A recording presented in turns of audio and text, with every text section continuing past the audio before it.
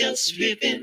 Tuesday night, 8:30 EST. Know where we be, just ripping. Special guest, and take it talk. A musicology, just ripping. To you live, same time, every week, just ripping.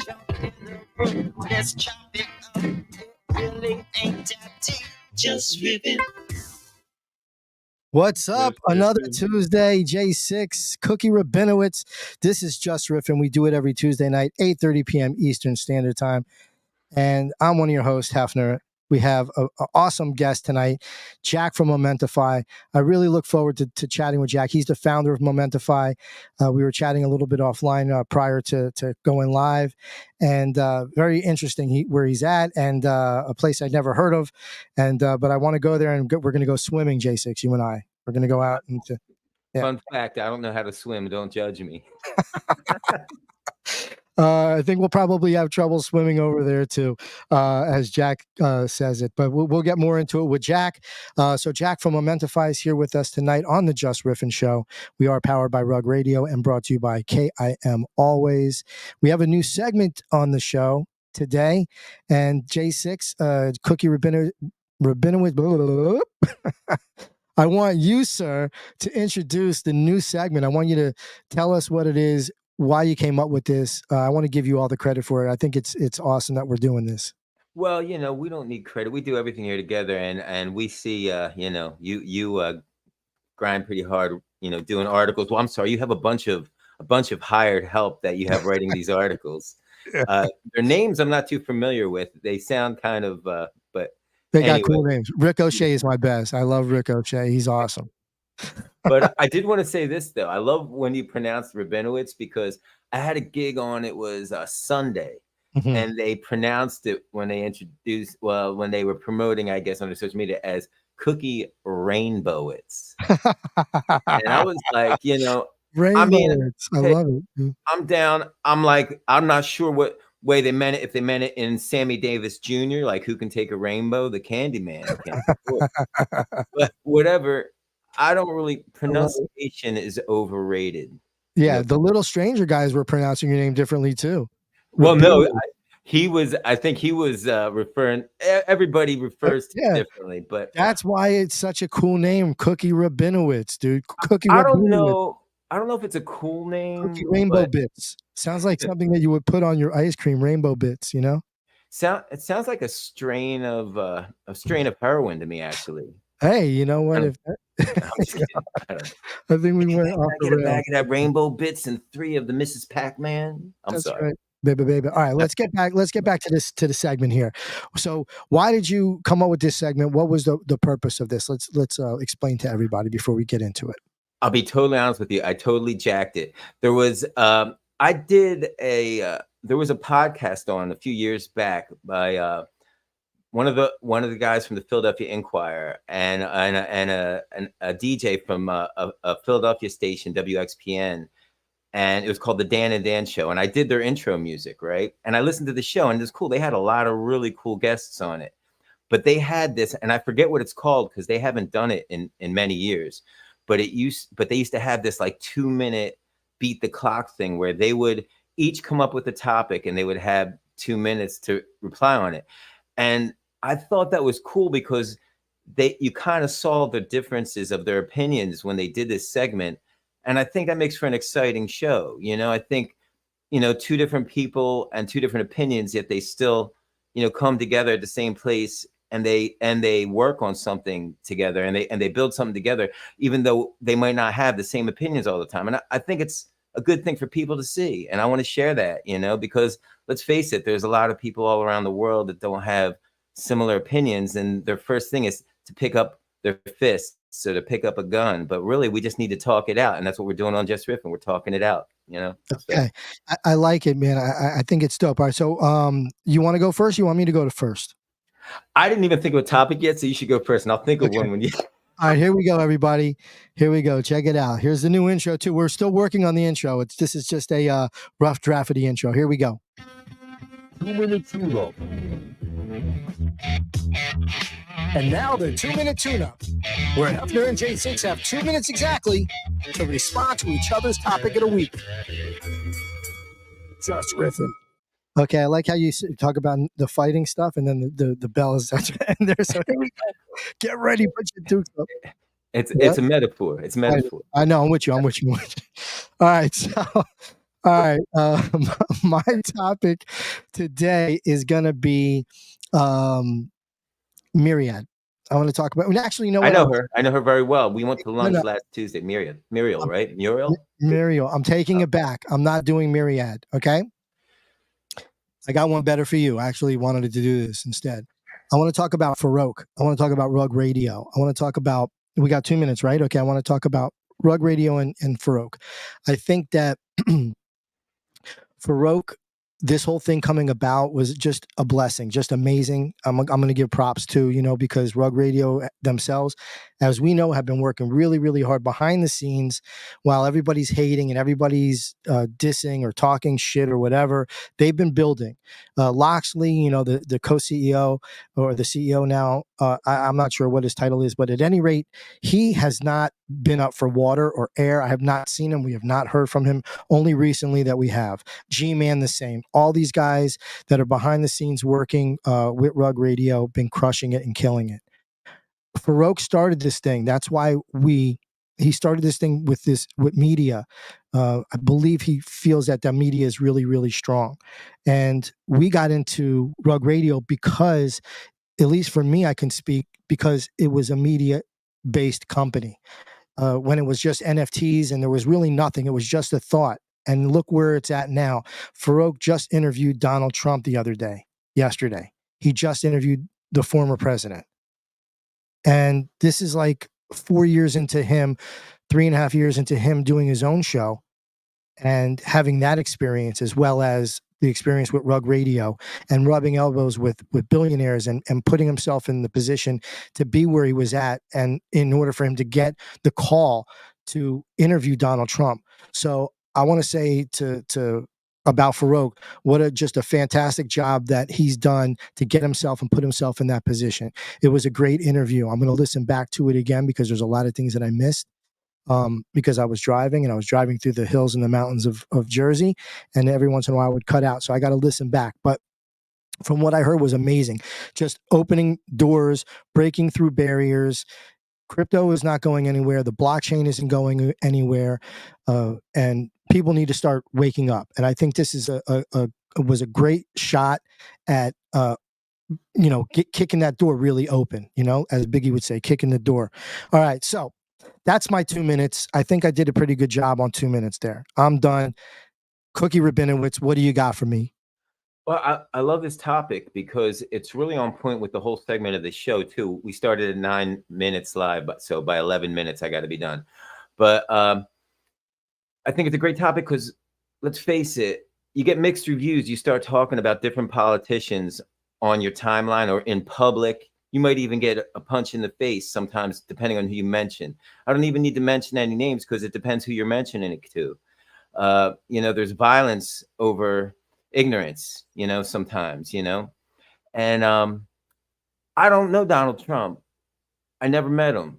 I hear stories from a distorted media channel, many distorted media channels, about there are certain people, and I know things that people do just because that are public record.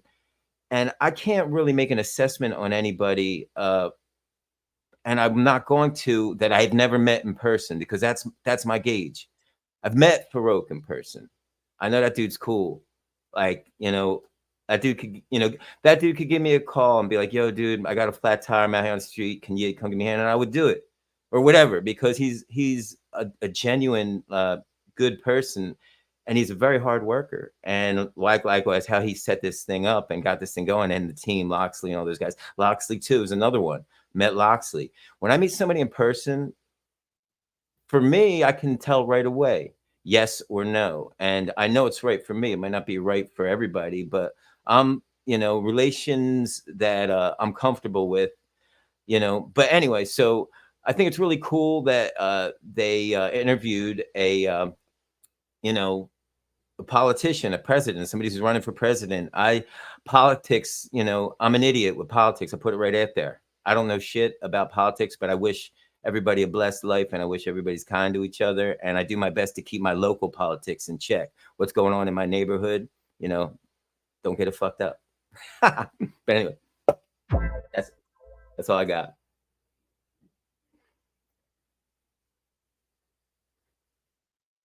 I can't hear you. I had myself on mute. Holla.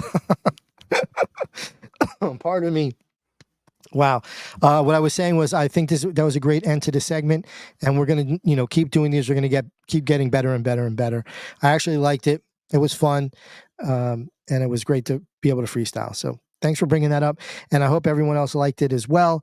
And if you have any suggestions for us, please just put that into the suggestion box, and we'll get to that for sure. I want to bring up our special guest for the day. Today, Tuesday, September 17th, 2024. It's about 8:43 p.m. where we're at, and probably about 1 or 2 o'clock in the morning or close to it, where our special guest is from. Momentify is an app that you can use to engage with your fans and as artists, and you can also purchase tickets, find out what artists are performing in your neighborhood, where you're at, and a whole bunch of other things, that we're going to get into with Jack. So without further ado, I want to bring up Jack from Momentify. Jack, welcome to the Just Riffin' Show. How you doing today? Thank you so much for being here with us. Yeah, I'm so good. Special guest. Wow, I've never been called anything. Well, I've been called a few special things. Thanks so much for inviting me. It's really great to be here. You're both legends. Excellent, man. Thank you so much. So you're the founder of Momentify. Tell us a little bit about Momentify for some of the people in the audience that might not know what Momentify is and what you represent.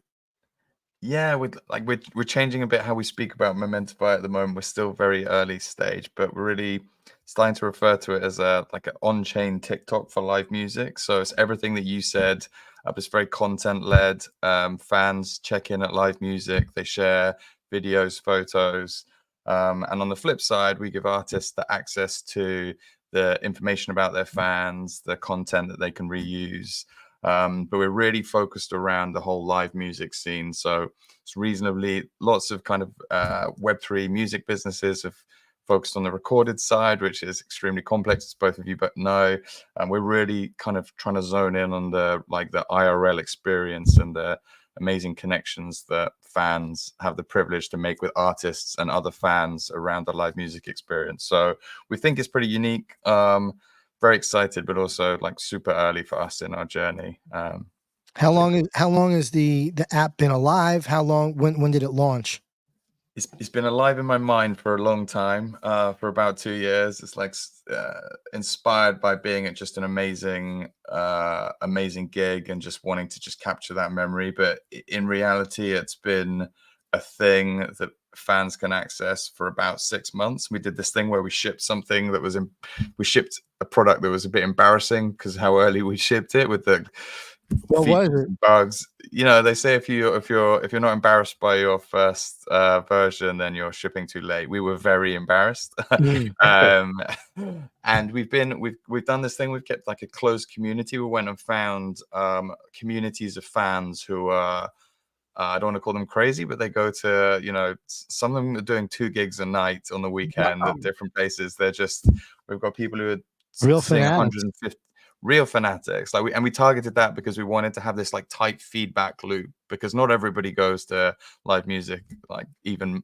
monthly, right? So to kind of get the feedback from the fans, we thought we'll go and find these people who just love going to live music. They go, some of them went to 170 gigs last year, and we'll build with them. We'll build things for people who just adore this scene, and we'll really tune it and we'll get it really tight. And before we release it on the world properly, we'll have battle tested it. Hold on. I got to interrupt. I'm so sorry to interrupt you. This is rude, but did you just tell me that you had somebody that went as a spectator to 170 shows last year?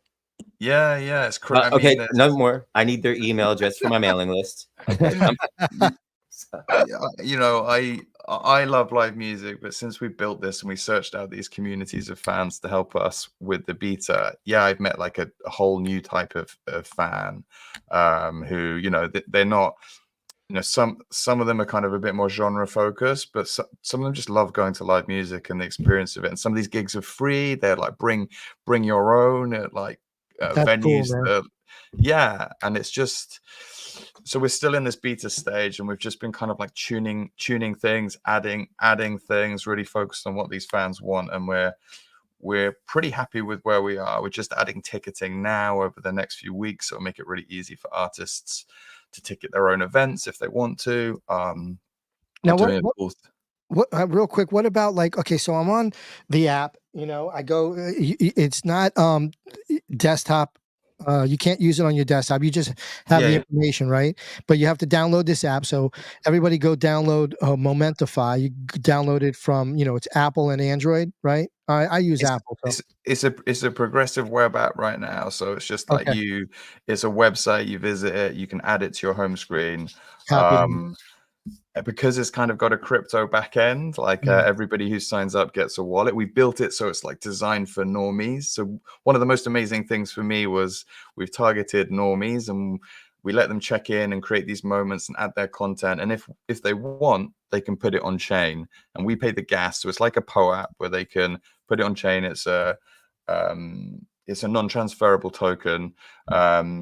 And what we found, and it's gamified, so we give people points for checking in, sharing content, like. And what we found is I'm going to get into all that with you too. I want to know about the XP points. I want to know what's going on. All right, so finish saying what you were. So we just like, people do crazy things for points, right? And nobody really knows what our points are for. It's kind of, we're keeping it a bit kind of close to our chest. But we see total normies who've don't like. Some of them are blockchain detractors. Most of them don't know that there's it's kind of underpinned by blockchain infrastructure, and they're collecting. We don't use the word NFTs and we don't use the word mint, but they're collecting digital collectibles for 25 points, and they don't even know. We've got one fan who's got 150 NFTs, and he doesn't believe in the blockchain. You know, so we've really been testing these things about how do we bring a consumer product that is underpinned by blockchain to the masses in a way that is kind of just, it's invisible to them, and they can see the benefits, but they don't need to know, you know, the technicalities of what's going on behind the scenes. So there's some super exciting stuff happening, I think, on that side. I want to ask you, I didn't mean to interrupt you either, J6, but I wanted to ask in regards to what you were saying here, where the guy has 150 NFTs and doesn't know it. Now, what are the NFTs? Like, what are they? And like, how does he have them? How does he get them? So yeah, he's gone to these events. Some of these events have multiple artists. When he checks in, he can claim moments. So it might be like there's 5 artists at the event. He can claim five moments. He then uploads content of the artist performing. Now he can upload video as well. And after the fact, if he wants to, he can put that on chain. So it just looks like a little card in his app. But if he wants to, he can collect it. And he's doing it for points. He's not doing it because he's getting an NFT. He's doing it to kind of build up his points. So yeah, he's seen 150 artists, not been to 150 events, but he's seen 150 artists through the app. So yes, it's cool. It's really cool to see these people who don't know anything about blockchain, probably don't care about it, and they're interacting in a way that, or we can incentivize them to interact in a way that, there's going to be benefits to holding these NFTs. We can do lots of cool things later, but they're not doing it for the cool things. They're doing it for the points. Monkey brains, human monkey brains will just respond. We're going to get to those XP points. J6, I know I butted in front of you, so go ahead and say what you were going to say. Can't hear you. Hold on. My bad. I'm getting used to this new stream interface. Anyway, if you said this already, I apologize, but I'm interested in a couple things. So first off, I love the way you're using different terminology. I think that's important at this stage of the game. Yeah. What are you doing there, Hef? While you're talking, I'm just kind of scrolling through Momentify as you're. Oh, yeah. Cool. Oh, I see it there on my right. I saw you, but I see here. Okay, cool. I'm getting used to this. It's cool though. It looks slick. So I love the terminology. I think that's important at this stage of the game. I'm with it. I do want to say this. So when I go as a fan, I hate that word, but I'll come up with something new as soon as I get to a show. And there's a band playing. Is there a QR code that I scan to show that I'm there? Or is there geolocation happening? Did you say this and I missed it? I'm sorry. No, I don't think I did say. So yeah, we've got like we've got thousands of events, loads of in the system. We've got that by building interface with Ticketmaster, Dice, C-Ticket. So all of the events that we're capturing are from real live, I call them legacy ticketing sites, because they're on their way out. They've got to be, right. And then because we know where the events are, we do geo verification at the venue. So we can do that at like 10,000 events this week as soon as we grow. But we do also have something on the artist side. So if we are partnering with an artist, they can download a QR code and make that part of their event, maybe their event creative, or have it on a screen. And then if a fan scans it, then they come straight to the artist page. And on the artist page, they can check in at the venue. It's a bit like an aggregator of all of their social, their gigs, and we're going to pull their e-commerce platforms in there as well. So yeah, it's a combination of QR codes and like geo verification at the venue. And it's a bit crude, the geo verification at the moment, but it's like within 50 meters of where we know the venue to be. But we're going to do it a bit more precise over the coming months. I think that's so cool. And I just want to add real quick that I went to your website when I first found out you were coming on the show. I got excited and I went to the site, and then I saw like, different like acts like the Carpenters and stuff on there. Like, I know like for me, that's like, in other words, how are these just props, or do you actually have like licensing deals with certain, marquee acts? So those events are all from like the Ticketmaster API or Dice. So those events are all in the app, and we've got affiliate agreements with Ticketmaster, C-Ticket. So one of the things we're doing, because we've got all this information about fans who are going to these gigs, we can start to make really sensible recommendations to them about what they might want to see. And because we've got affiliate agreements with the companies, somewhere between we'll earn somewhere between like $1 and $6 per connected sale that we make. So we can have that on our platform because we've got these agreements with the ticketing companies to put the ticketing data in our app. It's very cool. If you don't mind too, and can I just interject one other thing? And if I'm too early for this, you can say we'll talk about that later. But let's say I'm an artist, a small artist, like somebody really small. Let's say somebody really small with big goofy glasses, just for sake of it. And if I wanted to get involved, do you have to be at a certain level to partake in this app, or is everybody welcome, or is it invite only? Yeah, everybody's welcome. With the artist platform is like in an earlier state than the fan app, but we're kind of targeting emerging artists, independent artists, people who are kind of building out their career first and foremost. So it's kind of addressing that the long tail, because I think that's where we think we can add most value. The vision, the problem we're really trying to solve on the artist side is that it's really almost impossible to monetize your fan base. Like, platforms take the lion's share of revenue, and we don't think that's the way that things should be. We think that artists should own the relationship with their fans. Artists should have the freedom to message their fans. They should have the freedom to do business with their fans. So we built a bunch of tools on the artist side we're building out now that start with like fan insights, fan messaging, being able to airdrop collectibles to your fans, be able to sell collectibles to your fans. So yeah, definitely. Let's connect afterwards, and I can give you a tour. And what's even cooler than that, I think personally, one of the things that we heard when artists were telling us they didn't want another platform was that they felt like the platforms that had been created left them out in terms of ownership. So we've committed to give up to 5% of the business back to our early supporters, artists, fans, venues, and we're distributing real shares to people who are contributing. Now, is this the virtual shares that your website speaks of? Yeah, exactly. We found a company based out of Estonia, super cool, called Koos. It means together. And what they've done is they've done all of the kind of compliance side of things that lets you essentially fractionalize a portion of your cap table, the shares in your business. And then, so we've done that for 1% so far. We've created 10,000 virtual shares. And when people report, when this early community report bugs or give us feedback, or we do a research interview with them, or when I'm invited on a lovely show like this, I send can just send these shares over email.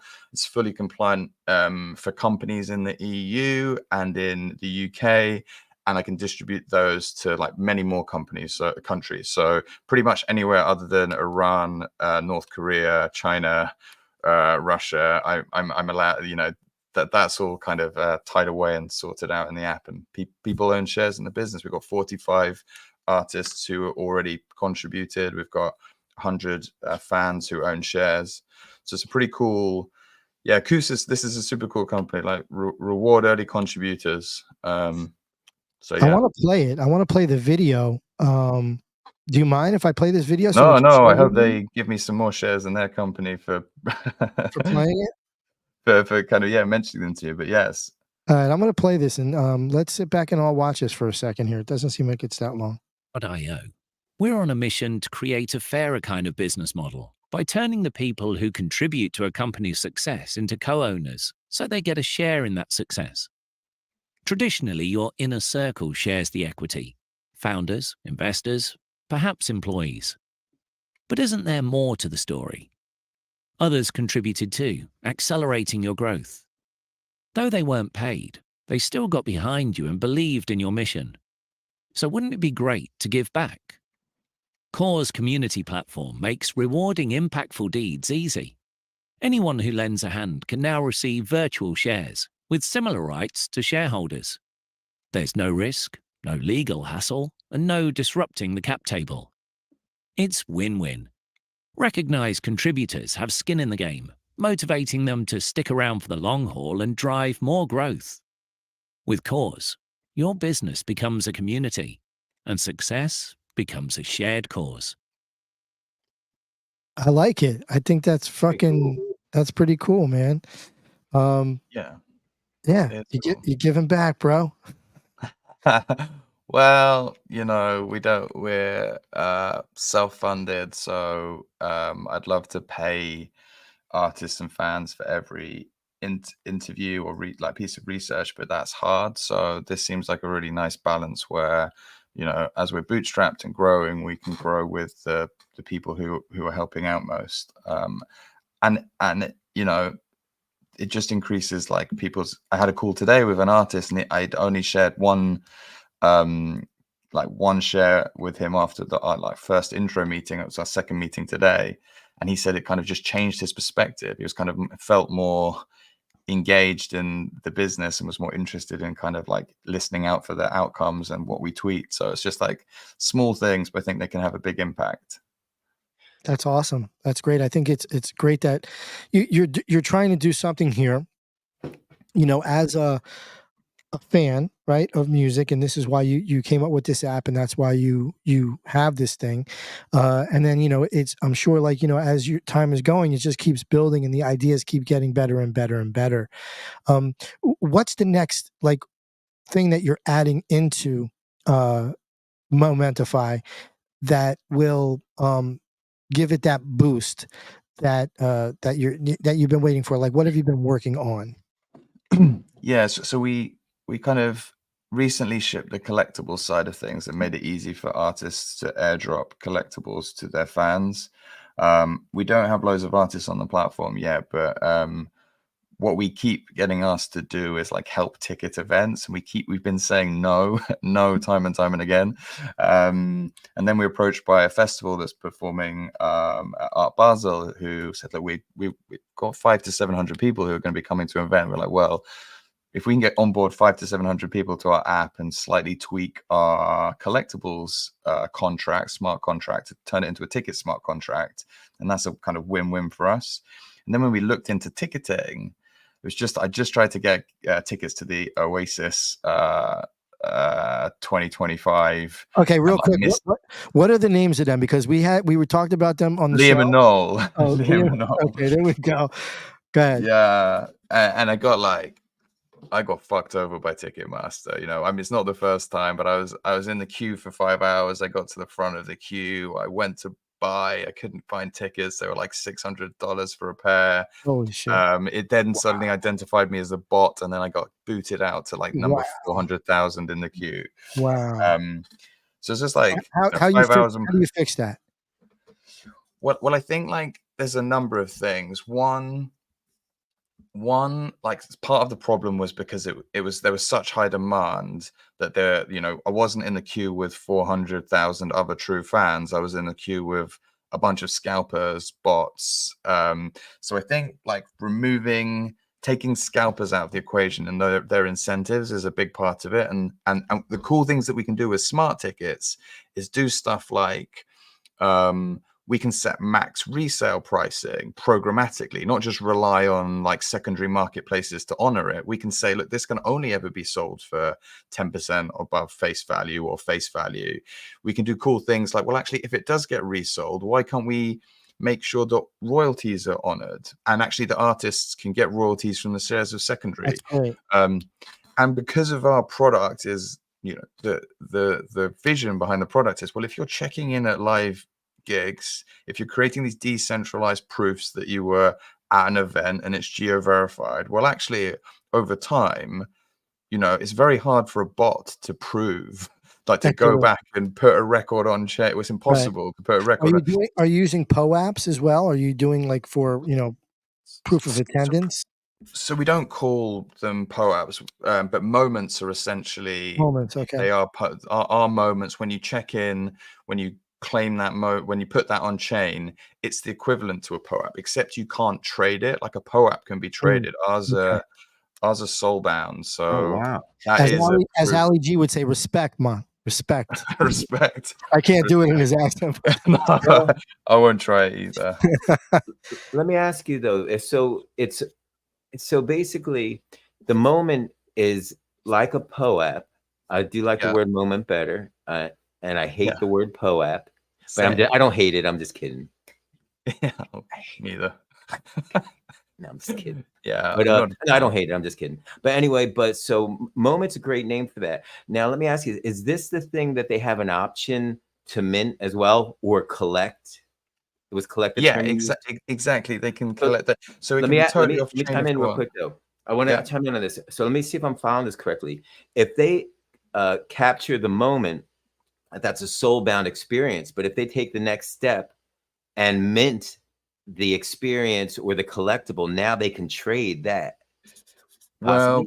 Well, no, it's kind of like that. So because of like image rights and licensing, and we wanted to honor an artist, we were like, well, this is why we should make this soulbound. If we're going to let people create them anywhere without the artist's knowledge, which we think is important for like scaling, then actually, is it fair on an artist if people are like trading on their name? And we didn't want to get shut down. So we were like, well, let's make these moments soulbound, so we don't have any of that legal issues, but let's give artists the tools to then see who's been at their gig, and if they want to airdrop stuff to them or even sell a digital memorabilia to them. So if you're an artist and you're on the platform and your fans are there and you can see that they've been to their gig, it's really easy for you to send the equivalent of a POAP that was like honoring their attendance.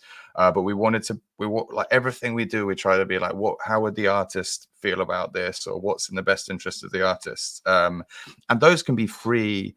We make those free for an artist to drop. We're built on a L2 that's very cheap, so we're kind of subsidizing that. But the artist, if the artist wanted to set royalties, then there's potential that they could send something to a fan for free. 10 years down the line, they're like enormous, and these things are trading on the secondary at some value. Then the artist could continue to kind of earn revenue from that. So that would be great, dude. On a real note, that would be awesome. It's like, you brought up a good point there because, you know, yeah, they could have signed something 10 years ago or whatever it is. And now somebody's selling it on eBay or on the secondary market somewhere. And the person that has it is actually making the money. They're not calling up, you know, if they got a signature from Bruce Springsteen, not then, hey, Bruce, I sold that. Remember that autograph you signed for me 15 years ago? Well, I sold it framed for $350. I want to send you 25, you know, like I'm kind of joking a little bit here with No, this, no. but but like, but it to me, it's like how this is how it kind of should be for the artist, where the artist should be able to get paid down the road, even if it's 10, 15 years for something that he did for a fan, if that fan is going to turn around and sell it. Totally. And Now, royalties are really difficult, right? They're hard to enforce, but we've made some improvements in kind of like the marketplace, the protocols that allow us to kind of enforce those to some extent, and to do that, even to have even more assurances, we're kind of rolling our own marketplace into the app that will like be really, really friendly for normies, but also kind of allow us to have a bit more control over the royalty side of things. And when I say friendly to normies, like if we're in Web3, we become super used to and familiar with like trading on marketplaces. But like I tried this out from a perspective of like a non-Web3 native the other day, and you forget that you need ETH to do almost anything, like to bid, to list. So we're trying to find ways which we can kind of integrate with the back end of the marketplace to pay for those fees. So like, because it's very people aren't paying to list on eBay. So why would, we're trying to remove these strange Web3 concepts that we kind of accepted. We've all accepted, but like the mainstream just isn't going to. Yeah, they're not quite ready for it yet, just because, I think this was talked about also on the interview with Trump and with Farouk, and they were talking about how they're trying to build stuff for the normies to make it easy, because even the tech savvy people like us, sometimes it's stuff that you just can't really get around mentally, and especially for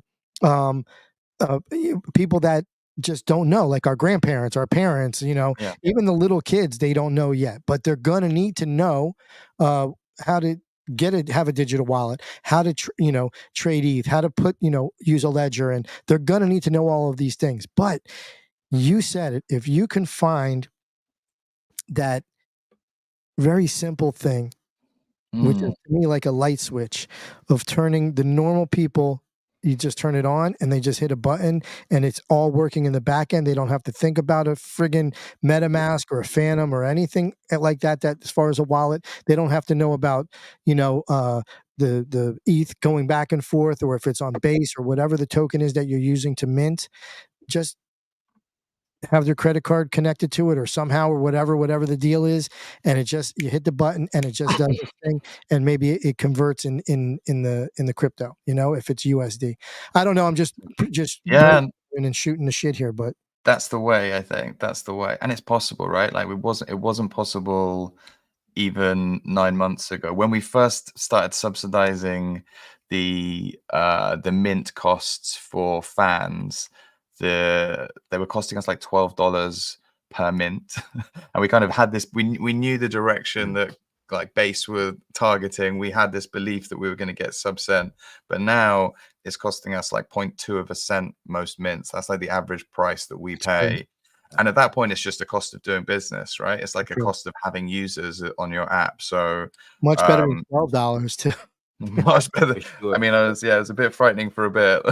Yeah. Excuse me, Jack. I was wondering on that note, if I missed it, I apologize again. No. But two things I was wondering. First off, you mentioned the layer 2. Did you mention the name of the layer 2 you're using? And then before you did, what was it? Sorry, I didn't know. It is on Base. It's built on Base. Okay, cool. Thank you for that. And then I wanted to ask you, I love the way you guys were both talking about, collectibles and really how they work. And I love the idea of you looking at it more as with the fans and experiences and moments. And it's a personal thing, and like the soulbound thing, like it's like they're collecting, because when you think about it, that's where the value is anyway. Like they look at it and it's like, oh, I did all these things. And I had all these cool experiences. but then what I wanted to ask, if this is something like how the artist, you mentioned helping the artists monetize. Now I understand the value in you building a very direct database of a connection with them and their fans through email and connection, and they can drop things to their to the people who like their music, and vice versa. They can have two-way engagement without somebody in between. But how are they actually monetizing? Or through your format, is there going to be places for them to sell physical stuff, or I'm not sure how we're monetizing it. No, it's a great question. So, like, the original concept came from a belief that over the next 5 to 10 years, digital collectibles will become kind of a partner to like concert merch. Maybe they will never outstrip concert merch, but concert merch has all kinds of problems and kind of like logistics. You don't have to tell me, you don't have to tell me, but listen, when you're an indie artist and you're like ordering t-shirts, it's like, oh my God, how many mediums, how many larges? And no matter what sizes you order, you always have none of the size left that you need to sell to someone. Oh, I want 10 of these, and oh, I don't have that size. Yeah. But anyway. And why should you be like that's another stress for you. But like if digital collectibles do what I think they're gonna do, then fans will be like buying those after concerts and making that as easy as possible for artists to turn a video, a backstage pass, the art that they've already used to create the poster into some fan art into a collectible and sell that to their fans. I strongly believe that is going to happen, and that's kind of a bet that we're making. And I think, and we'll see how that plays out over time. But I think just making it easy as possible for artists to monetize that because there's a huge like issue with like capturing the value of that. Every concert, people are recording this, they're videoing it, they're like, at the moment that isn't being monetized in the way that I truly believe it can. And as well as that, obviously we're doing ticketing, where we're making sure that the revenue, 100% of the ticket sales go to the artist if it's an artist managed event. That's great. And what we kept hearing when we we don't want a platform, one of the key reasons was, well, I've got loads of tools already. I've got my Shopify. Maybe I'm doing some e-commerce and Web3. So we don't charge for this, but what we're doing is making it really easy for artists to take those existing products and kind of surface them in a really composable kind of mini app way within the artist profile. So if you're selling collectibles or you've got a Shopify store, we're going to put that in your artist profile in Momentify, and you'll be able to configure and connect these other tools. So maybe we don't make money from that, but by bringing you closer to the fans and having a place for you to put all of this stuff, then we hope that we can give the artist some tools to kind of be more financially independent. Okay. One thing is I want to ask, it's actually the back part of the question. With doing this whole thing for the artists, how does Momentify make money? If you're just helping the artists, like there's got to be. Good question. Maybe I'm in this for the wrong reason. No, I strongly believe that platforms don't need to be taking 95% of the profit. Like even Patreon, which is supposed to be a direct to fan platform, after artists have kind of paid their shares, typically they're taking home around 80% of what fans are paying them. And I think like in this new world where we like smart contracts can do the jobs of humans, we've got AI to help us build products quickly. We can create these super lean companies that can do a lot with very little. So I think our costs can be like lower than, a Ticketmaster, other social media platforms, because we're starting in a different point. But the plan is that like be totally transparent and charge a very small fee on top of the collectible or on top of the ticket. To start with, we're not going to charge any fees, but over time, we're going to introduce like a 50 cents or a 25-cent fee that's felt by the fan. Exactly. And sorry, the other thing was like, whilst legacy ticketing still exists, we've got affiliate agreements with them. So if we're just doing a really good job of taking the data that we have on the fans and not reselling it, but using it to help them discover better gigs that they will discover gigs more easily. If they buy those tickets, then we won't make money. So we're like, our incentives are really, really aligned with the fans. Low fees for our tickets, do a great job of helping them find other tickets, get paid enough to, you know, at scale, it's still a lot of 25 cents per transaction, 50 cents per transaction. But I do believe that we should target getting fees on ticketing to sub-dollar, no matter what price the ticket is. It shouldn't be totally independent of the ticket. It will cost us the same to deliver it. Why should we charge 10% of the ticket value? We should try and keep all ticket fees under $1. That's great. Go ahead, J6. I was going to say, I really like the way you have it laid out on the site so far. Just the presentation and everything you're saying, it seems really cool. To me, also, too, with those agreements you have and utilizing the API of Ticketmaster and some of these places, what it does is it kind of gives some social proof on your site, which is cool. And I think that could help also create a network effect. Like when people go there, you know, because like if people see, you know, a very unknown, a whole bunch of unknowns on the site, they just, it's just the way it is, you know. I'm one of those unknowns, so I'm not throwing shade at it, you know. But it's like, if people see marquee names next to people that are just starting out or people who are, you know, at a certain level, still building, it's a good look. And then I'm interested too, which you utilizing the word platform a lot.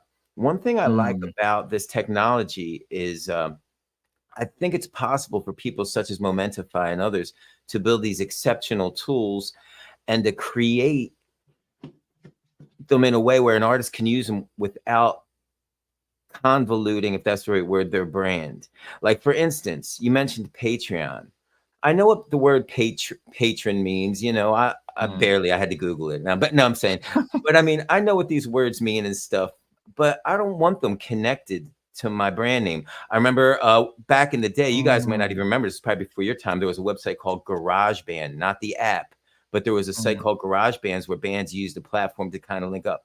I didn't want to be called GarageBand. You know, sure, I practiced in my mom's basement, and right now I still live there. But, you know, I don't want that on, you know, anyway. But you follow what I'm saying? Like, I think brand alignment is important. And on one hand, Bandcamp, perfect example. The tools they have built, I think, are great. But I don't care. A lot of them are great as the way they work. I'm not saying, you know, but their presentation, an artist can go there and sell physical, they can sell digital, they can sell streaming access and downloadability. But there's some downsides too, and I'm not here to talk about them, but I want to just say the simple fact that I don't want to be connected to something called Bandcamp. Remember that time with the flute at Bandcamp? That's not what I'm here for. I'm here to sell my Four-Eyed Soul. That's what I call my music, Four-Eyed Soul. Like, I don't want other brands tainting like what I do. But I mean, that's weird. But anyway, so when you talk about platforms, I think in Web3, there's a very powerful ability for what you build to be monetized to the builders, but without, you know, tainting the artist's brand. Totally. No, I totally agree with you. And I think like part of letting artists and fans connect directly with one another needs to be like the platform gets out of the way. And one of our really early principles, just like started from the design side, was like we should exist in the background. We didn't want like Momentify to be like a really big, you know, logo or bright or flashy. Like, we deliberately wanted to try to kind of like hide it as much as possible and for it to be discreet. And like we tried to maintain that on a lot of our, you know, content and materials, that we're just like invisible. Like we should be invisible. The experience, like, nobody needs anything else in between the experience of a fan and their other, you know, the fans that they've gone to the gig with and the artist. There's enough amazing content there without us needing to like imprint our presence on it. And it's one other Moments thing. is a universal word, right? Like if you Mhm. when you hear when I love it because when I hear people talking about gigs, the number of times they use that word without realizing it, or we use it when we talk about live music is amazing.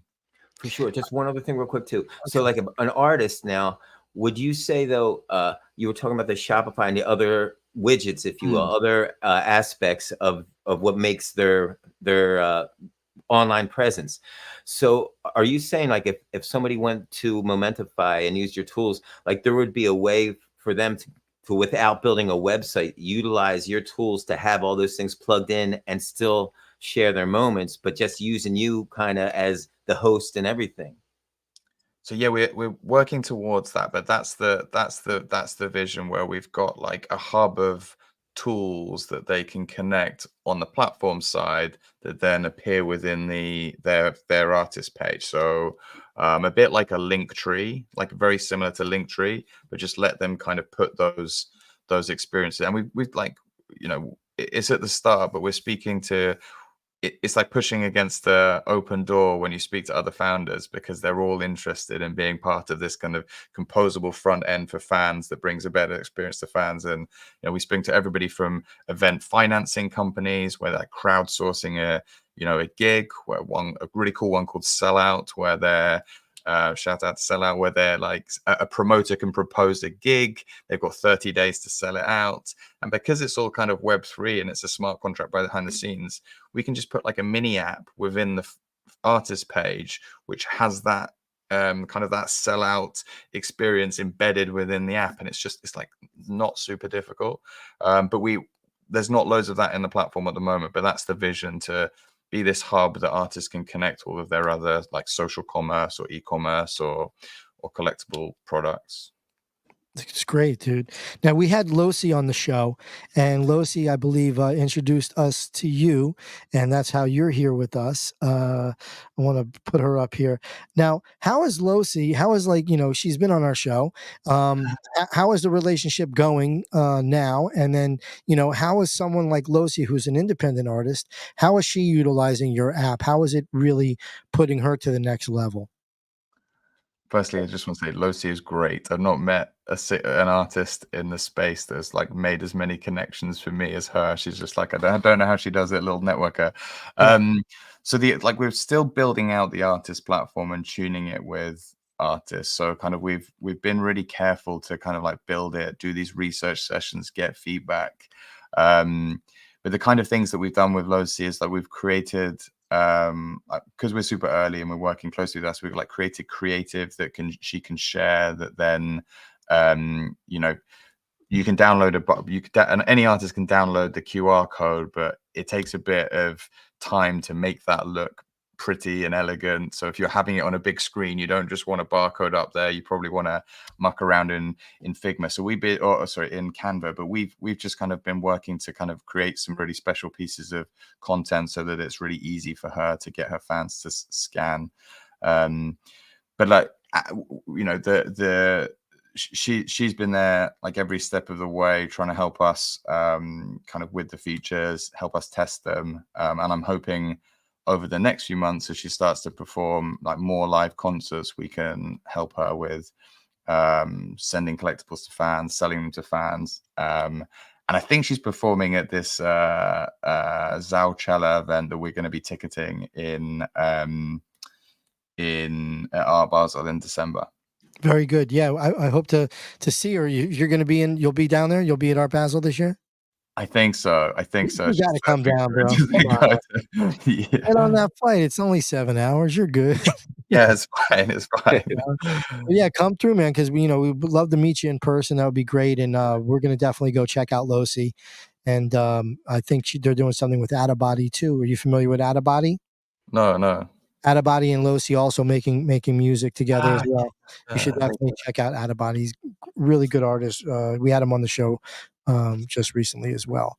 I think that's great. You're working with these independent artists, and I want to go back to what J6 or what Cookie was asking. In regards to having it all in house for Momentify. Instead of like having the artist plug in their Spotify, plug in their this, that, and the other. is Momentify, are you scaling towards that? Are you scaling towards having it all in-house? So that way, if an artist wants to sell their tickets to a show, they can do it all through Momentify. If they want to have their own shop and sell shirts or coffee mugs or calendars or any of those particular things, or even if they wanted to have their music NFTs up there on as like a marketplace, have you thought of scaling, or are you happy with?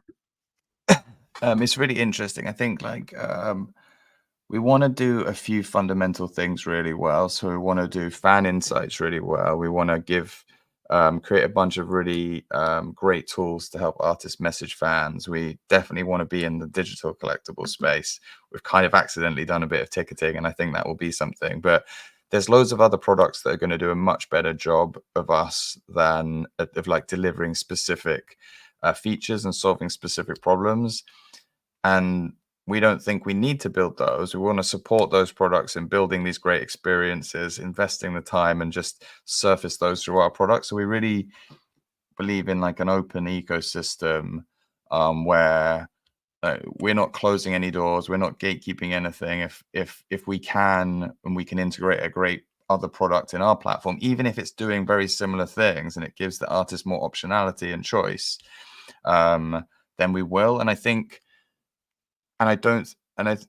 maybe this is naive and it's a very decentralized Web3 perspective on things, but I think if we focus on doing what's best for the artists and the fans, that can be our unique selling point that differentiates us, and we should worry more about doing that than owning the whole market, which is kind of the approach for like lots of Web2 businesses. And they get it wrong, right? Like Spotify's got it really wrong in like starting with music, and then, well, they've made gigantic profits the last few years, but that for a bit they did get it wrong going into kind of some of the more like audiobooks and other things. Like those weren't as profitable business lines, and you could argue that they took attention away. What's incredible to me, you mentioned Spotify, and I just recently heard that the CEO or somebody there kicked off $345 million for the year. Yeah. And artists are getting a smidget of a smidget of a smidget of a smidget, right? So like what the, so yeah, that's the thing. It's terrible. The fans' patronage to the artist is being siphoned off. It's like 1% of artists make more than $10,000 on Spotify in 2022 or something. And that's just, something's not right there. It surely doesn't have to be that. I know they've got a big engineering team, and but yeah, it's just I think the balance I think we kind of just become used to these platforms taking such huge, enormous amounts of money. The challenge is like for me to grow my company now, I need VC investment, and with that, then it's difficult because they want to see those. Just launch a PFP project. That'll pay for it. That's true. That's what I need to do. But yeah, so like I think one of the reasons we've gone to ticketing early is like there's money in ticketing, and if we can be profitable early, even if we do have to take investment, I think we can build a sustainable business that is like lets me live in a house in pool, and that we don't have to take, we can take very small percentages and still be sustainable. Yeah, he's in Poole, the UK. Is it England? Yeah, England, you'd say? Is it Poole, England? Poole, England, and there's no pools in England there in Poole. No, but he lives on the coast, which is really cool. I've never heard of Poole, though. And do you guys have a football team, soccer, football? We're not far from Bournemouth, so we've actually got loads of football teams on the South Coast now. So Bournemouth, Southampton's the next one along. So they're not super famous. They're like recent. Well, interesting though, man. You get a chance. So, did you grew up on that sport, or do you have like any American sports or any other sport that you kind of follow? I'm a rugby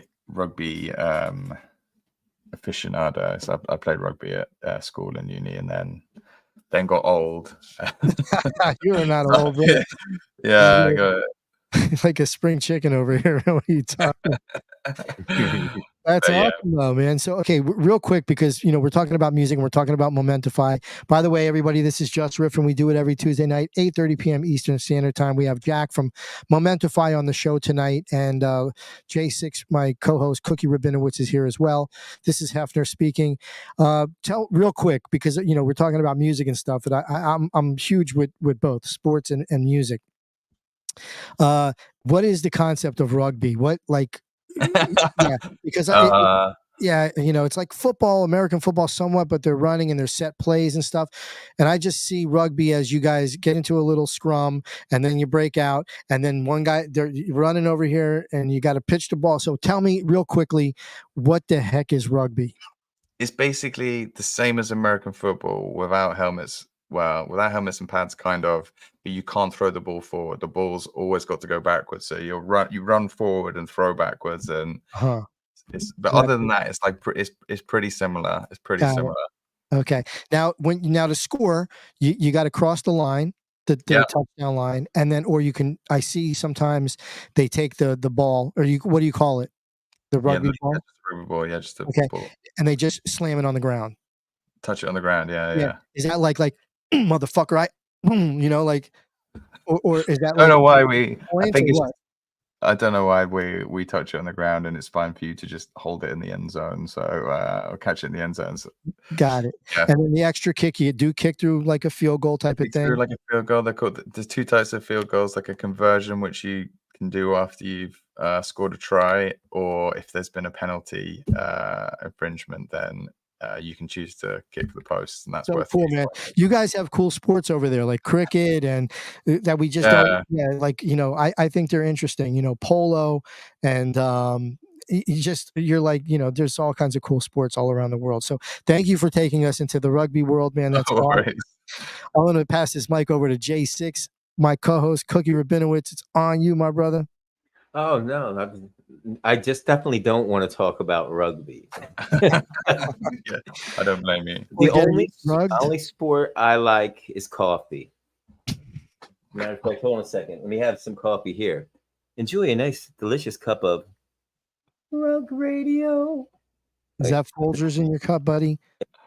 Rug Radio coffee. Yeah. So listen, Jack, Momentify, I think, is a very, very cool thing. I think what you're doing is awesome. I think the app itself is very cool. I want to see it, grow, I'm sure, just like you do. Have you thought of not integrating, but maybe integrating, but talking to other companies to plug in for partnerships to help things grow with your app or with your brand? Definitely. So speaking to lots of other Web3 music companies at the moment about how we can surface their collectibles or their products or their e-commerce platforms through the app. So that's definitely one route to growth. We're kind of pre-launch still, testing out, tuning things, but coming into October, we've got some more exciting activations planned, some cool stuff that we're going to be doing on Farcast there. Can you talk about any of that? We're just going to build I'm not sure if you're familiar with Farcast. We're just going to build a bunch of super fun kind of frames and games in frames and some cool things. So we're kind of launching a site that's designed to drive our growth called fun.momentify that's going to have a bunch of that stuff on it. And yeah, we're going to start to be talking a little bit more about kind of the tokenomics around Momentify. We designed the whole thing to be very normie friendly, but we've got big plans for a token that's going to be kind of hosted under a slightly different brand, just to kind of keep that separation and not frighten your average Joe too much. So there's going to be some fun stuff coming there, and that token is going to be powered by the revenues that we get from legacy ticketing. So it's kind of like super fun, like rob from the rich, give to the poor type story that we're going to be pushing. Cool. We're going to be pushing quite hard. Now, is this part of the XP? That it may be related to the XP. Yeah, it might be. You don't want to talk about it? Okay, it's okay. It might not be sealed. The deal might not be sealed.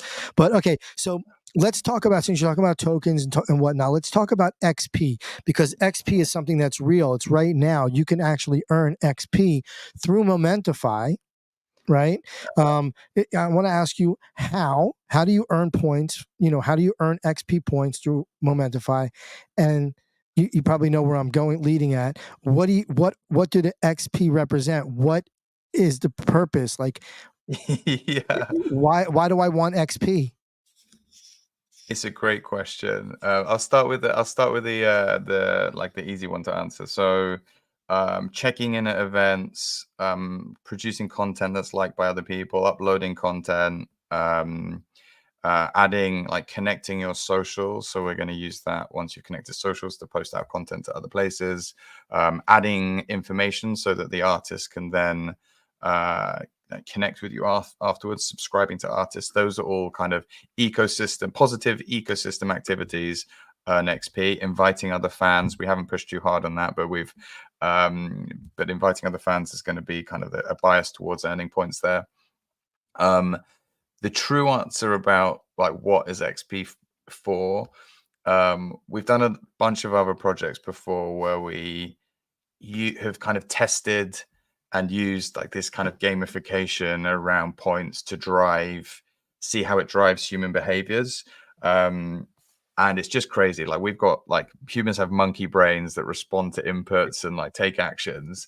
And we found that we, like, didn't need to explain too much about what they were for them still to be, like, a meaningful thing. People still care about owning them. They care.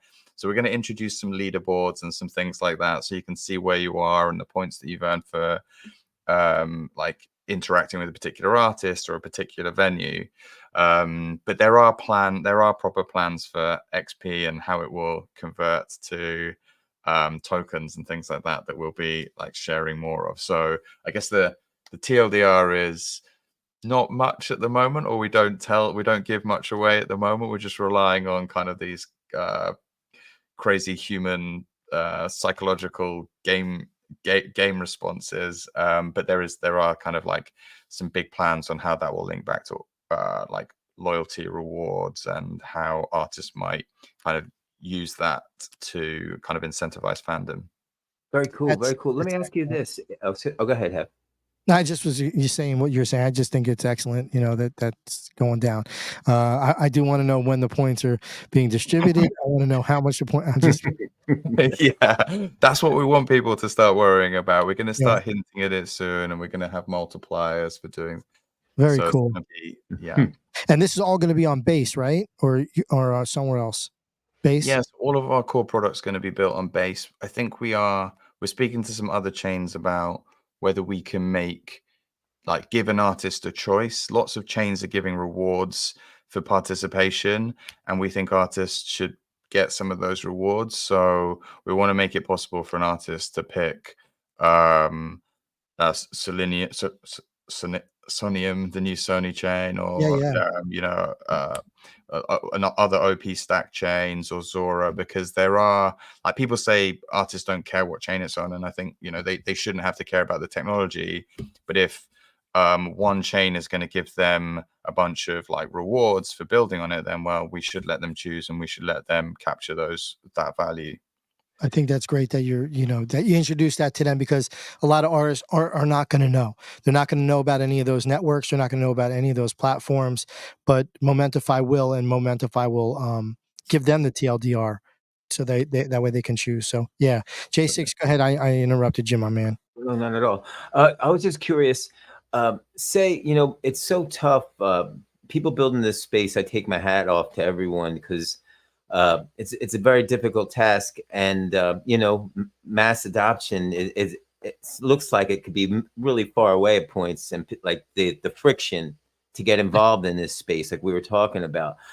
So let me ask you this, and I'm definitely not putting out any negative vibes, and I got to be honest, when I went to your site and I went through it, 9 out of 10 websites that are music related, trying to solve a problem in music, 9 out of 10, and I'm not throwing shade at anybody, but 9 out of 10, I look at it, I'm like, oh, this is the part that they're at the phase where they're going to cringe and rebuild. You know, the phase you were talking about at the beginning.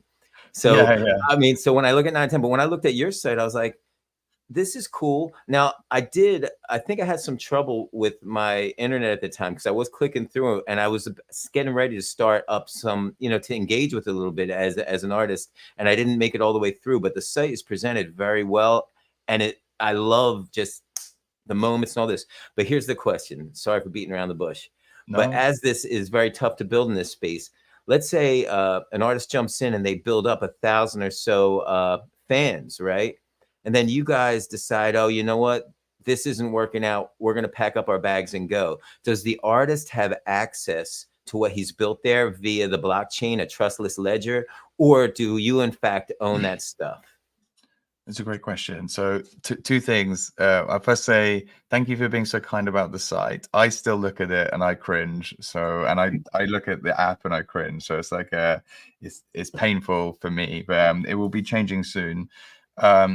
I think the answer to your second question is one of the most common things that I heard when I was speaking to artists and they were telling me they didn't want another platform was that, you know, they wanted to own their mailing list. You know, that was like a time and time again, whether that was MailChimp or Substack or whatever. And we were like, well, that makes perfect sense. You've earned the rights to, like, they're your fans. They're not our fans. They're your fans. And that was really the trigger for going down this kind of interconnected route with other platforms. So we want to be able to let an artist connect their MailChimp. We need to do some like annoying privacy and legal stuff to make sure that I'm not saying it's not annoying, it's important, but we need to do some stuff to make sure that consent is managed and, you know, emails aren't ending up where they shouldn't be. So we're like building those integrations aren't hard, but our intent is to let artists, if they want to, and the fan is okay with it, take all of that information off platform. You know, some of it will be on chain, so it'll be decentralized for them to access fan data. If the fan said it's okay, they'll be able to own that fan data.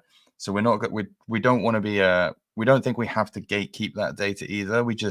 And if we don't, it just puts the onus on us to deliver a much better experienced artist to keep them on the platform, not because we've got their data, but because we're doing a bunch of other really great things that are really valuable to them. So it's not those integrations aren't built yet. We're still kind of early, but the intent is to like make sure that artists can exit when they want with their fan data. Cool. You know, And stay compliant. That's very cool. And one thing I wanted to add too is you were talking earlier about, and I noticed this when I went to your site about it being what's the word I'm looking for? It's a persistent web browser. You know, is that what you call it? And progressive web app. Yeah. Progressive web app. And it's funny because I took a few little online, just basic. I'm going back probably about 4 years ago. Some basic coding stuff, just basic HTML, CSS stuff. And I took a little online course. And the teachers at the time, they were telling the class, hey, you know, apps one day in the not too distant future, apps on the mobile apps are going to be a thing of the past, and these persistent web apps are really going to be how everybody's doing it because it allows the creators, you know, more what's the word I'm looking for? Independence from they're not, you know, from the rules and Not regulations. locked into an app, yeah. You know, like for instance, they don't have to. For example, they don't have to give Apple necessarily that 30%. You know, just for example. But so, and it's funny because this was said to me probably 4 years ago. But in Web3, I really see the usage, people using this the persistent web apps, and I like it. I think it's really cool. Like I notice when I use them on my phone, it's just like an app. It's really cool. And are you planning, depending on compliance and stuff, shifting to the full-on apps? Do you already have the full-on apps? And I'm just talking out my Oh, it's a great question. So I think we will have, like, once we've raised, we'll invest in building a like native applications on Android and iOS. The really cool thing right now is that we can move really fast. Like we ship changes sometimes twice a day. to get through the App Store, you know, those have to be approved and they can take several weeks. So when we're in this period, we're getting lots of feedback and iterating. It's really nice for us to be able to move quickly. I mean, it's nice anyway. So there's that benefit. I spoke to a founder this week, and his app is on the App Store. It's still in test flight. He's been waiting 4 months. It's got crypto in the back end, so it's being like particularly scrutinized. So we avoid that, and I'm hoping that's gonna, you know, that's gonna get easier. But right now, that's like a full-time job getting apps through the App Store, especially on the Apple side. And the other thing that you mentioned, where you know, the Apple tax or even the Google tax, like we want to give 100% in every case possible of the revenue sales to an artist. So why should an artist share that with two of the world's biggest companies? Sure. Fuck that guy. But I just wanted to interject too. We were talking about Patreon earlier, and did you guys see that lecture that he did at South by Southwest, the Patreon guy? Yeah. I mean, to me, I just want your take on this. Like, he was mentioning how they basically have to change their whole thing, or maybe it was something else, but that new Apple policy slapped their wrists big time. So they had to change their whole way of dealing with their subscriptions. Like, so if you're an artist on Patreon, you have to do this whole different way and pay more because of Apple taxing. Now, what I wanted to add to it's so lame, but what I wanted to add to it, when I was listening to the guy speak from Patreon, he was using a lot of terminology like Web 2 and stuff like that. And he didn't mention blockchain, but it definitely sounded to me like he was alluding to some blockchain things happening. It makes sense though, because you don't have to deal with those regulatory things if you're on the blockchain. If you're dealing in not DeFi, but you're dealing in decentralized content, then you don't have to fucking ask anybody for anything. You create your smart contract and you call it a day. True, but on the contrary to that though, but it's a double-edged sword, because then Apple's like, you're doing crypto, you know, beat it. You know, well, so I just think like eventually the Apple is going to be a thing of the past. The Google going to be a thing in the past, because this being able to do it on your own, this is what people have been wanting forever. Since we're kids making music and the conglomerates come in and they take all the music and then they're making all the money. Ticketmasters, not them, them in particular, but there's others, not just them in particular, like all the ticket companies, you know, that take the money, and all of these record labels and all of these different aspects of life, not just music, but of life, that they're taking your money. And if there's a way that this can become normal, I'm talking the blockchain, where, you know, you can actually have all of your stuff on the blockchain. It's going to eliminate having to fucking succumb to submitting your shit to Apple or to Android. You know, you guys understand what I'm saying. You understand where I'm getting to. It's like rebellion against that stuff. And this is the same thing that Trump was talking about last night. Not to bring him up, but it's the other night, but it's relevant because he's talking about how you know, your money is in a bank, where with the blockchain, your fucking money is in your ledger, man. It's right there. It's in, you can have it in your wallet, in your phone. You guys have them. I got them. I got wallets. I got wallets in my phone. I got wallets on this computer. I got wallets on another computer. It just allows you to do different things. Now, I know I'm rambling on and babbling on about it, but I really feel powerful that eventually everyone's going to be using the blockchain, and things like these companies that are actually holding your nuts are going to be gone. And I think the vision at the start of the internet was like for that kind of open internet where these platforms didn't own, you know, the two sides of the marketplace. They, you know, the platform was supposed to be the internet, and I think the blockchain is our best hope at that now. And you do get bad at, like, my one of my best pals is a product manager for Google on the Google Play Store, and you know, a lot of what they're doing is like well-intentioned. It's they're trying to prevent bad actors who are trying to build shit apps which like put viruses on your phone to steal them. So it's no different in Web 2 from the bad actors that we see in Web 3. So lots of what they're doing with these kind of regulations is to try to prevent scammers, but it also means that to do that, they're charging us, to stop us being scammed, they're charging us 30% or 20%. Because of it, yeah. Because, I'm sure that there will be some sort of something that has to do with, to eliminate the scammers, but they're everywhere. They're going to be there no matter what, yeah, Where there's a will, there's a way, yeah, totally, We're, totally. I don't know about overseas where you're at, but here we get spam calls, we get spam text messages. Yeah. I'm sure, do you get phone calls over there? People trying to sell you warranties for your car? Yeah, my mom's pretty old, and like I do not know how she navigates it, but she does it very well. But yeah, Yeah. it's like it's What kind particularly of target scams the do they run? elderly.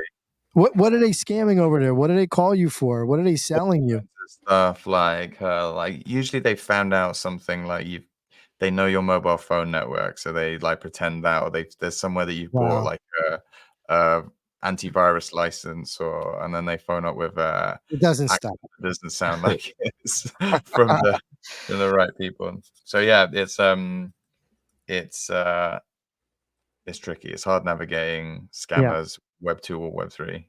absolutely. Yeah. Nice, nice, nice, nice. Just an awkward silence there. Yeah, Who's that's gonna that's at 9:52 p.m. and 32 seconds. We always have our everyone with awkward silence segment. Just Is there a Awkward jingle silence. for that, or is it a no, post we're jingle? improvising today. We're improvising. Oh man, but no, such a great conversation with you, man, because there are all these different intricacies, and you are building something, and it does need to be sealed. It does need to be so scammers can't get in. It needs to be it's very convenient mentally for the average bear to be able to get on there and do what they want to do, even for the musician too, because Yeah, most of the musicians, they don't have a manager, they don't have an agent, they don't have a PR, they don't have a somebody, a right hand man doing the work for them. The artists mainly have to do all of this stuff themselves. yeah, And totally. if they have to really like, I don't mean to cut you off there, but if they really have to like really think too much, it's going to take away from their creativity, which is all they want to do is just make music. Mm, They don't want to have to worry about these other things, a website, building a website. They don't want to have to worry about, you know, creating all these special things for the fans. It should be like their team that helps them do all this stuff. So if you can make that easy for these artists in a particular way like this, then yeah, I see Momentify, yeah. doing their thing. I think that's really interesting you say that, because I think that's one of the things that the pieces of feedback that we've had in this kind of alpha stage from artists. We're like offering a lot, and there's a lot in there, but actually, you know, we should be able to simplify that. We should be able to kind of make that onboarding and that process. Oh, are you going on a tour? Well, have you thought about this playbook for your tour? Or like really like taking the product to them and helping them navigate it, even if it does have these different complexities. So I think we'll definitely be thinking about like understanding and onboarding artists, and like tailoring the experience for them so it's as easy as possible, as minimum possible like cognitive overload. So because like you said, they should be being creative and making music, and that should be enough to earn money. So if we can make the money earning side of things through all of the kind of ancillaries and things as easy as possible, then that's the dream. Yeah, I commend you guys if you guys are doing it this way. At least your thought process is, and I hope that it turns into the actual product. Because like again, it'll help them out and make the onboarding for you and for them a win-win situation.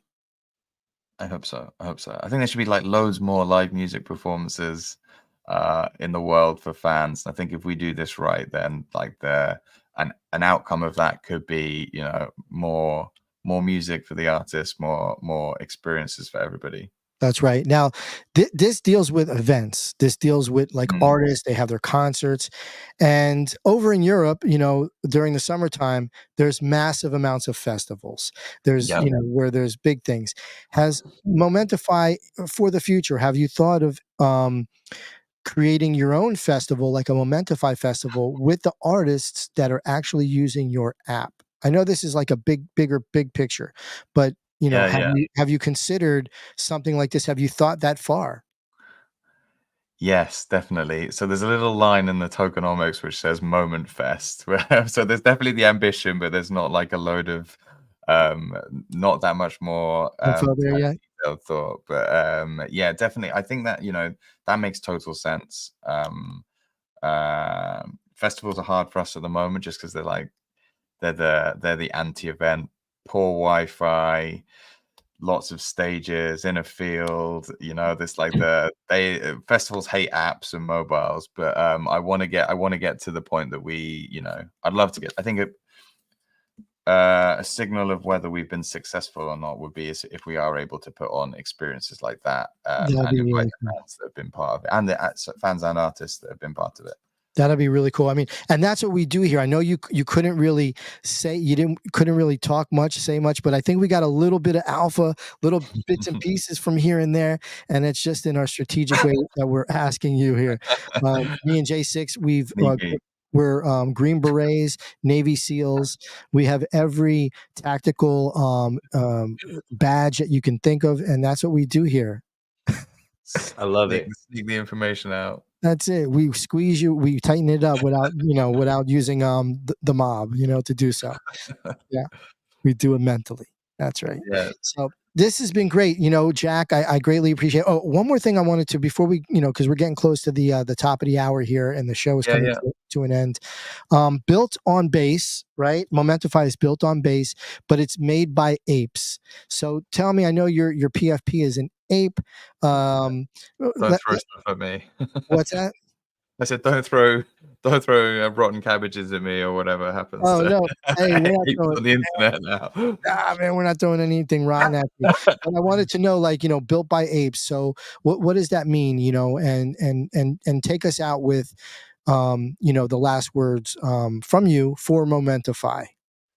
Cool. So yeah, made by Apes is just kind of a program that's part, like, if any Bored Ape holder, and I think Mutant holder as well, can join, kind of create a Bored Apes Made by Apes license, and they get support from Yuga, and that's kind of something that, to be honest, hasn't been greatly invested in, and there wasn't any great sense of community. But over the last 6 months, we've started to see that, like, the support from key members of the team really start to ramp up, and we're starting to see them do much more kind of community activity, and including recently giving the 400 holders of MBA license kind of, I think it was like 6 million ape to vote in the ApeCoin DAO. So they're kind of like really starting to focus on that now. So yeah, it's a initiative from Yuga to support builders in the Bored Ape community who are kind of doing cool things. And that's very good, man. Yeah. Have you come across any other apes, any other Bored Apes or mutant apes that are like-minded like you, that are doing something similar, or building something around with what you're doing? I mean, there's kind of not exactly in the same thing. There's kind of a company doing kind of token tickets. There's lots of famous musicians who hopefully I'll get access to, but kind of musicians at different levels. So there's lots of people who are very supportive of the cause and understand it. I think we're doing something that's like I don't think anybody really in the Web3 space is focused on live music. It's all been recorded music, licensing, selling music NFTs. So yeah, I would say that, but I don't think it's anything like Momentify. Yeah. Awesome, man. Well, I want to thank you so much. I know it's very late over there. It's time for you to go to bed, probably. And for us too, it's getting late over here as well. But thank you so much for taking the time. Jack from Momentify, we greatly appreciate you being on the Just Riffin' show today, and hanging out with us. It's been a pleasure to chat with you and to learn about your app. I wish you the best of luck, and I hope to see Momentify up there, and I hope to be using the app more often myself. Yeah, because I do need to go to some shows and stuff. Yeah, and thank you so much for inviting me. It's been great to be on your show. You're both legends, and I'm going to be listening out, watching it more often. Maybe not at 2:30 a.m., but I'll Yeah, I'm watching the catch-up version. Check Hey, the replay. Go ahead. Just a heads up, I just claimed my artist name, so I'm gonna dip my toes Oh, in, and I'm gonna cool. get Momentified. I'm so psyched I got Cookie, you know. Hell So yeah. Cool. That's what's up. Amazing. We'll have to have you come on, to do a recap the Yeah. next time around, maybe after Basel or maybe during Basel when we see you. We can do a little pop up Just Riffing there live at Art Basel with Jack from Momentify. Here we go. No, Jack, thank you so much again for being with us, man. We greatly appreciate it, man. Have a beautiful, blessed night, and we'll see you soon, man. Thank you. Thank you. Thank you both. Bye. Yes. Take care. Just Riffing Tuesday.